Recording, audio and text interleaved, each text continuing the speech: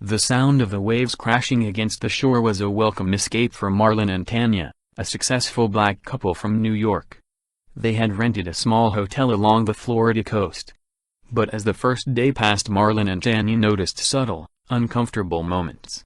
A few of the white guests avoided them, and during breakfast a middle-aged white couple moved to the table further away, as soon as Marlon and Tanya sat down nearby.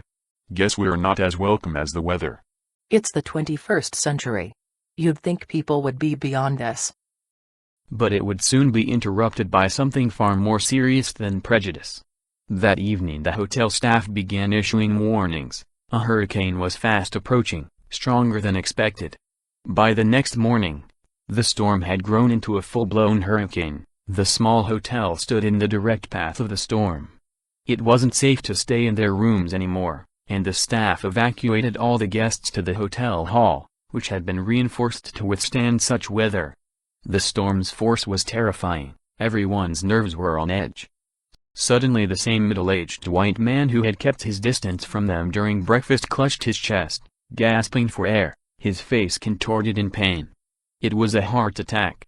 But the storm had cut off all communication, and the roads were flooded. There was no way to call for an ambulance. Marlon stepped forward. I'm a cardiologist. Let me help. The sick man's wife blinked, taken aback. You? A doctor? Marlon quickly checked the man's pulse. Does the hotel have a first aid kit? A staff member rushed forward with a well-stocked kit, including oxygen and essential supplies. Luckily, Marlon always traveled prepared. He reached into his bag and pulled out a few key medications, things he kept on hand for emergencies, though he never thought he'd need them while on vacation.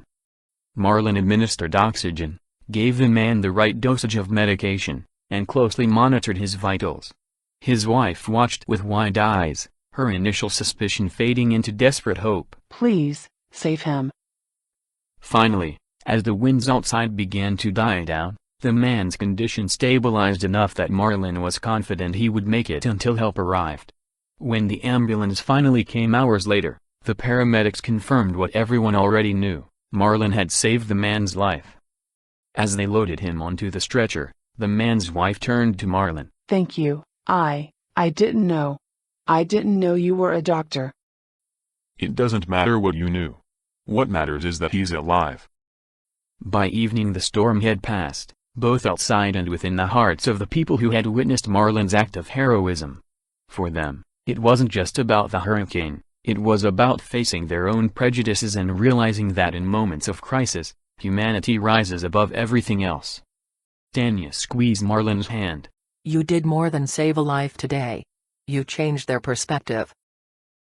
If you like our content, could you please subscribe this channel, and press the bell icon? This will be of great help to the development of our channel, as we are going to provide you huge amount of interesting information about different places all over the world, and more.